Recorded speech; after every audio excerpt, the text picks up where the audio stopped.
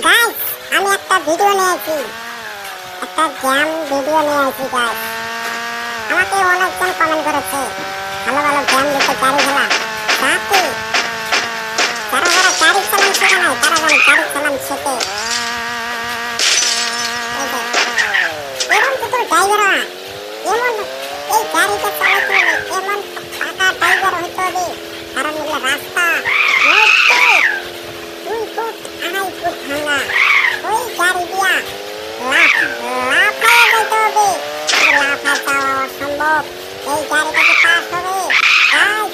আমি বারবার ট্রাই করবো এই গাড়িটা পাস করতে। গাইস, যার যেটা মনে হয় কমেন্ট করে জানিয়ে দিন এই গাড়িটা আসলে পাস হবে।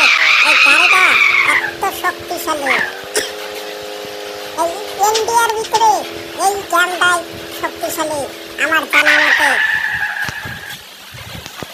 জ্যামের ভিতরে গাড়ি খেলার ভিতরে আমি জানা মতে এই গাড়িটাই শক্তিশালী। খালি এই গাড়িটা না, এই তিনটা গাড়ি শক্তিশালী।